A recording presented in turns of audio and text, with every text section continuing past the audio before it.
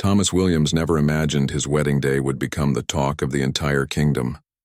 As he stood at the altar of St. Margaret's Chapel, his hands trembling slightly as he adjusted his black tie for the 100th time, he felt like the luckiest man alive. The morning sun streamed through the stained glass windows, painting colorful patterns across the stone floor where soon his bride would walk. Sarah Mitchell, his beloved fiancée of 3 years, was everything he had ever dreamed of in a woman. She worked as a librarian in the village, had the most beautiful laugh he had ever heard, and could make him smile even on his worst days. They had met at a local farmer's market when she accidentally knocked over his apple stand while chasing her escaped cat, Whiskers. From that chaotic moment, their love story began. The chapel was decorated with white roses and baby's breath, exactly as Sarah had envisioned. Thomas's mother had spent weeks arranging every detail, from the ivory satin ribbons tied to each pew to the delicate flower petals scattered along the aisle. The small village of Millbrook had never seen such an elaborate wedding, and nearly everyone in town had come to witness the union of the baker's son and the librarian. Thomas glanced at his best man, his younger brother Marcus, who gave him an encouraging nod. The groomsmen stood in a neat line, all wearing matching gray suits that Thomas's father had insisted on buying despite their modest family budget. Everyone had sacrificed something to make this day perfect, and Thomas felt the weight of their love and support on his shoulders. The organist began playing softly, signaling that the ceremony would begin soon. Thomas took a deep breath and looked toward the chapel doors, expecting to see his beautiful bride appear at any moment. The guests turned in their seats, whispering excitedly as they waited for Sarah's grand entrance. Children from the village pressed their faces against the windows, eager to catch a glimpse of the bride in her dress. But something felt different in the air. There was a strange tension that Thomas couldn't quite understand. The priest, Father Mackenzie, kept glancing toward the chapel entrance with a worried expression. The organist seemed to be playing the same tune over and over, as if stalling for time. Thomas's stomach began to knot with anxiety. Then he heard it, the sound of heavy footsteps echoing through the chapel corridors. Not the delicate click of bridal shoes, but the firm, measured steps of someone wearing boots. The footsteps grew louder, more purposeful, and Thomas felt his heart rate increase. Something was very wrong. The chapel doors remained closed, but the footsteps stopped just outside. Thomas could hear muffled voices, urgent whispers that seemed to carry bad news. His mother caught his eye from the front pew, her face pale with concern. She had spent the morning with Sarah, helping her get ready, and now she looked as confused as everyone else. Marcus leaned over and whispered, "Maybe she's just nervous. You know how brides can be." But even as he said it, his voice lacked conviction. They both knew Sarah wasn't the type to get cold feet. She had been excited about this day for months, planning every detail with the enthusiasm of someone who couldn't wait to become Mrs. Williams. The organist finally stopped playing, and the chapel fell into an uncomfortable silence. Thomas could hear his own heartbeat thundering in his ears. The guests began to murmur among themselves, some turning to look at him with expressions of sympathy and confusion. He wanted to walk to those doors and find out what was happening, but his feet felt frozen to the floor. That's when the doors finally opened. But instead of his radiant bride, a figure in full royal regalia stepped into the chapel. The man wore a deep blue uniform with gold braiding, ceremonial sword at his side, and the unmistakable bearing of someone who served the crown.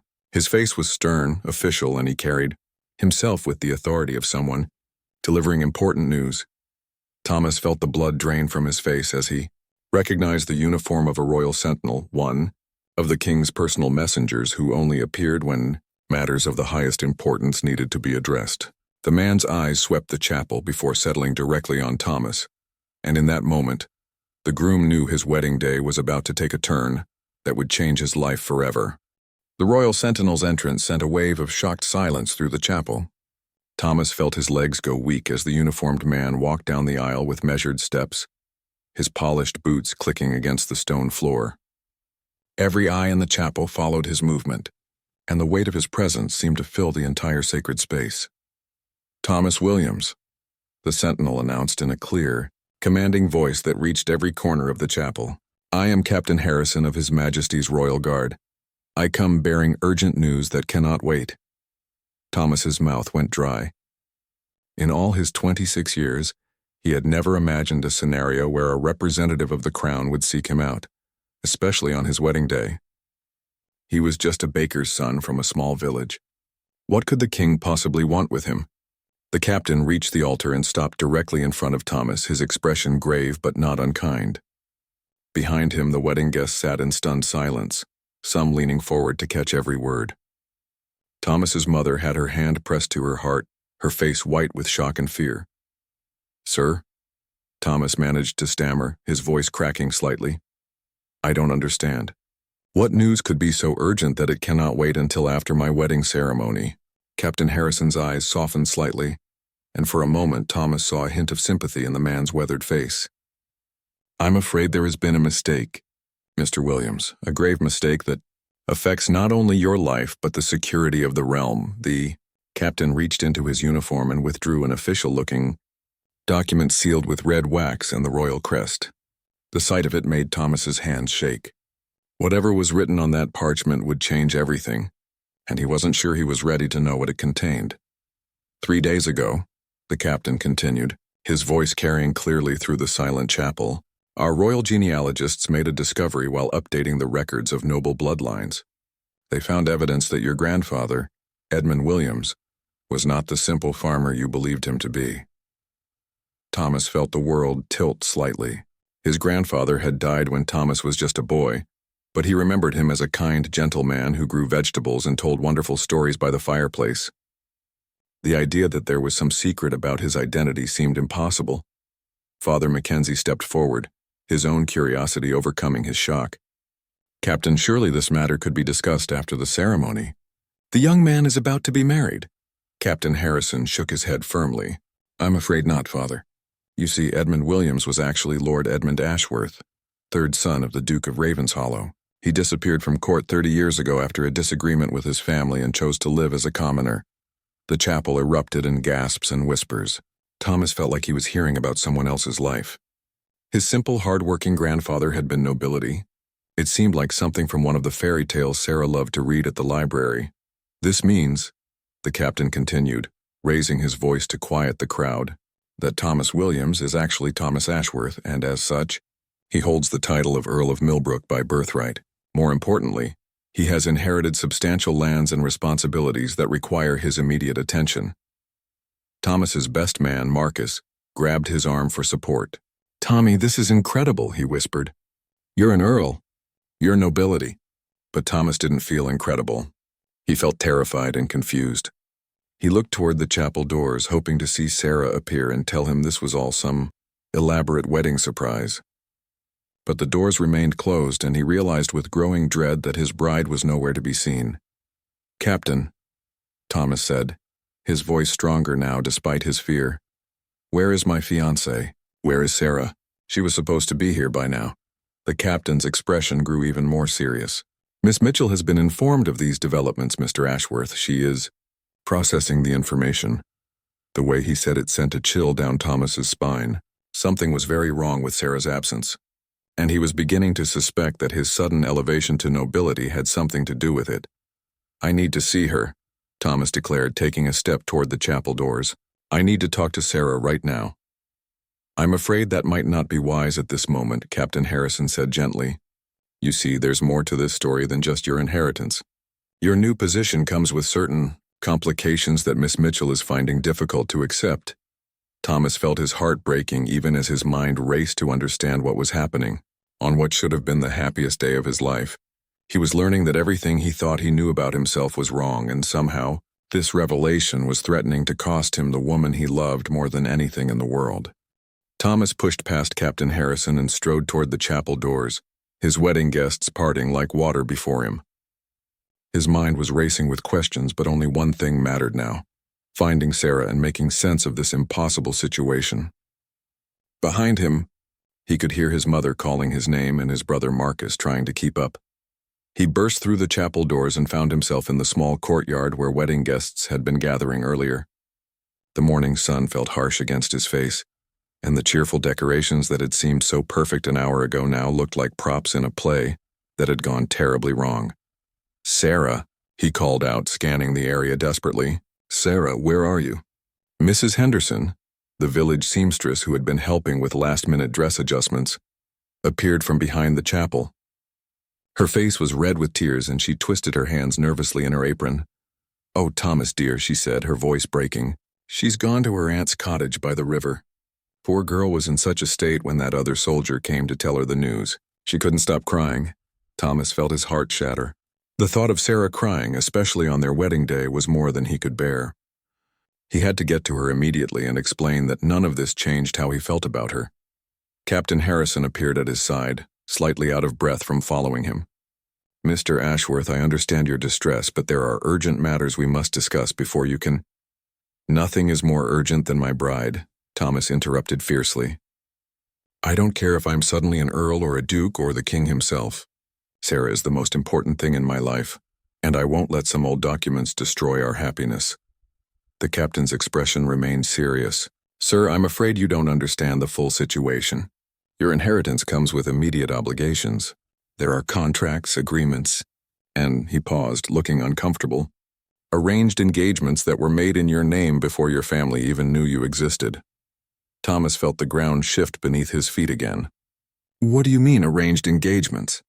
"Your great-uncle, the current Duke of Ravenshollow, has been managing your affairs in your absence.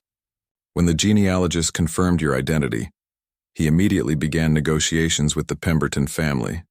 Lady Catherine Pemberton is considered one of the most suitable matches in the kingdom, and the agreement would unite two powerful houses." The words hit Thomas like physical blows. Not only was he learning that his entire identity was a lie, but now he was being told that his life had already been planned out for him by people he had never even met. "I'm already engaged," Thomas said through gritted teeth, "to Sarah Mitchell. We're supposed to be married right now." Captain Harrison shook his head sadly.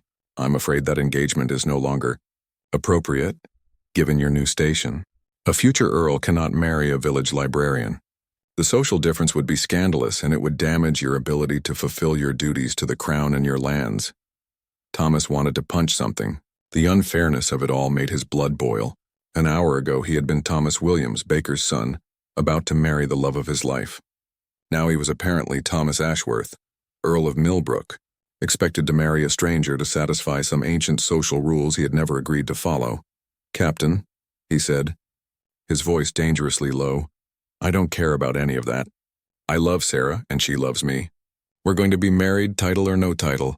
The captain looked genuinely sorry for him. "Sir, I wish it were that simple. But Miss Mitchell has already been informed of the situation. She knows that marrying you now would make her a countess with responsibilities and social obligations she's not prepared for. She would be scrutinized by society, criticized by other nobles, and frankly, she would likely be miserable." Thomas's anger turned to desperation. "That's not true. Sarah is strong and smart. She could handle anything."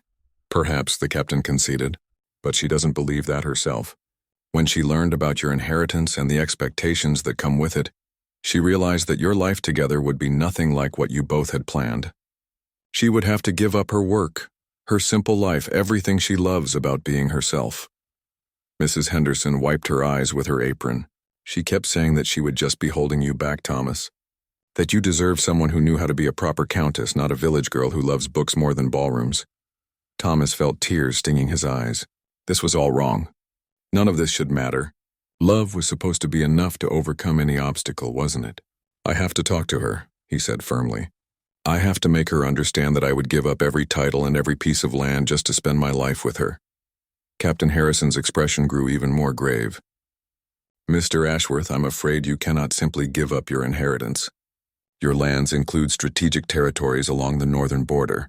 Your tenants depend on you for their livelihoods. And frankly, the crown needs you to fulfill these obligations. You don't have the luxury of choice in this matter." Thomas realized with growing horror that his freedom had disappeared the moment the captain had walked into that chapel. He was trapped by circumstances beyond his control, and the woman he loved was somewhere crying, believing that their love story was over before it had really begun. Thomas ignored Captain Harrison's protests and set off toward the river path that led to Sarah's aunt's cottage. His wedding shoes weren't made for running on dirt roads, but he didn't care. Every step took him closer to the woman he loved, and he refused to let anyone stop him from fighting for their future together. The cottage sat beside a gentle bend in the river, surrounded by wildflowers and old oak trees that Sarah had always said made it feel like a fairy tale hideaway. As he approached, he could see her through the window, still wearing her wedding dress but with her veil discarded and her carefully styled hair falling loose around her shoulders. He knocked softly on the door, his heart pounding. "Sarah, it's me. Please, we need to talk." The door opened slowly and Thomas felt his breath catch. Even with tears on her cheeks and sadness in her eyes, she was the most beautiful woman he had ever seen. The white silk dress her aunt had spent months making fit her perfectly. And for a moment, he could imagine her walking down the aisle toward him as they had planned. "Tommy," she whispered, and the pain in her voice nearly broke him. "You shouldn't be here. You have important people to meet, responsibilities to learn about. I heard there's already a lady waiting to meet you." "I don't care about any lady," Thomas said firmly, stepping closer. "Sarah, look at me. I love you. That hasn't changed just because some captain showed up with old papers." Sarah shook her head, fresh tears spilling down her cheeks. "But everything else has changed. You're not just Thomas Williams anymore. You're an earl, with lands and titles and duties I could never understand. I'm just a librarian who talks to cats and gets excited about new book deliveries." "You're the woman I love," Thomas replied, reaching for her hands. "You're the woman who makes me laugh, who challenges me to think about things differently, who makes even ordinary days feel special. None of that changes because someone decided to call me by a different name." Sarah pulled her hands away gently. "It's not just a different name, Tommy, it's a different life. A life where I would have to learn how to curtsy to people I've never met, how to host fancy parties for nobles who would look down on me for not knowing which fork to use. I would have to give up my work at the library, the place that makes me happiest in the world." Thomas felt frustration building in his chest. "We could figure it out together. We could make it work, could we?" Sarah asked, her voice growing stronger despite her tears. "What happens when you're invited to court and I embarrass you in front of the king? What happens when other countesses whisper about how you married beneath your station? What happens when you start to resent me for holding you back from the life you were born to live?" "That would never happen," Thomas protested. "You could never embarrass me. You're the smartest person I know." Sarah smiled sadly. "Book smart, maybe. But I don't know anything about being a countess. I don't know how to manage servants or plan state dinners or navigate court politics. The other soldier who came to tell me about your inheritance explained what would be expected of me. It terrified me, Tommy." Thomas sat down heavily on the cottage steps. "So what are you saying? That we should just give up? That we should let other people decide our fate?" Sarah sat beside him, careful not to wrinkle her dress. "I'm saying that maybe sometimes love isn't enough. Maybe sometimes loving someone means letting them go so they can become who they're meant to be." They sat in silence for a few minutes, watching the river flow past. Thomas had always loved this spot because it was where he had first told Sarah he loved her, under the stars after a village festival. Now it felt like the place where his heart was breaking. "There's something else," Sarah said quietly. "The soldier told me about Lady Catherine Pemberton. She's beautiful, educated in all the things a countess should know, and she could be the partner you need for your new life. She could help you succeed in ways I never could." Thomas turned to face her fully. "Sarah, I have never met this Lady Catherine, and I don't want to. I want to marry you today, right now. We could go back to the chapel and tell everyone that I choose love over duty." Sarah's aunt, Margaret, appeared in the doorway. She was a kind woman who had raised Sarah after her parents died, and Thomas could see the same sadness in her eyes that reflected in Sarah's. "Thomas, dear," she said gently, "I've been listening to you both, and I can see how much you love each other. But I've also lived long enough to know that love faces many tests. Sometimes the greatest test is knowing when to step back." "Aunt Margaret," Sarah said, "please don't." "Let me finish, sweetheart," Margaret continued. "Thomas, if you truly love my niece, you need to consider what's best for her, not just what you want. Sarah has always been happiest with simple pleasures. Her books, her quiet life, helping the children in the village learn to read. The life of a countess would change all of that." Thomas felt the weight of their words settling on his shoulders. As much as he wanted to argue, he was beginning to understand that this decision wasn't just about love. It was about what kind of life would make Sarah truly happy. "But what about us?" he asked, his voice barely above a whisper. "What about everything we planned?" Sarah took his hand gently. "Maybe we were meant to have this time together, to teach each other what love could feel like. Maybe that has to be enough." Thomas walked back toward the chapel with heavy steps, his mind spinning with everything Sarah had said. The afternoon sun cast long shadows across the village streets, and he noticed how different everything looked now that his world had been turned upside down. The same houses, the same cobblestone paths, but now he saw them through the eyes of someone who no longer belonged here. Captain Harrison was waiting for him near the chapel entrance, along with another man Thomas didn't recognize. This second man was older, distinguished, and wore expensive clothes that screamed nobility. His silver hair was perfectly styled, and his sharp blue eyes studied Thomas with obvious interest. "Ah, Thomas," the captain said as he approached, "I'd like you to meet Lord William Ashworth, your great-uncle and the Duke of Ravenshollow." Thomas felt another shockwave hit him. This elegant stranger was family, blood family he had never known existed. The man stepped forward and extended his hand with a warm but formal smile. "My dear nephew," the Duke said, his voice cultured and smooth. "You look remarkably like my brother. Your grandfather did at your age. I cannot tell you how thrilled I am to finally meet you." Thomas shook his hand, still feeling dazed by everything that was happening. "Your Grace," he said, unsure of the proper way to address a duke. "I'm afraid I'm still trying to understand all of this." Of course," the Duke replied kindly. "It must be overwhelming. But I want you to know that your family is prepared to help you with this transition in every way possible. You won't face these new responsibilities alone." Captain Harrison cleared his throat. "Sir, we should discuss the immediate arrangements. There's the matter of Lady Catherine's arrival, and the legal documents that need to be signed to formalize your inheritance." Thomas felt his stomach lurch. "Lady Catherine is coming here?" The Duke's eyes brightened. "She should arrive within the hour, actually.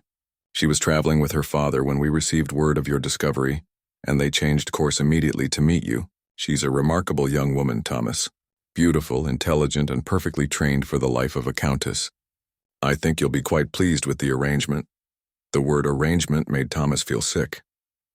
These people were talking about his future wife like she was a business transaction, something to be negotiated and finalized with signatures and handshakes.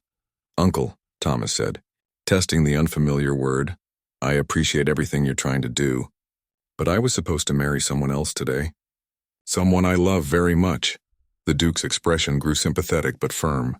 "Thomas, I understand you have feelings for this village girl. It's natural for a young man to form attachments. But you must understand that your personal desires cannot take precedence over your duties to your family and your tenants. Thousands of people depend on the Ashworth lands for their livelihoods." Thomas thought about Sarah, probably still crying in her wedding dress at her aunt's cottage. "But what about my happiness? What about love? The Duke chuckled, not unkindly. "My boy, love is a luxury that men in our position cannot always afford. I married for duty, as did your grandfather before he ran away to play at being a commoner.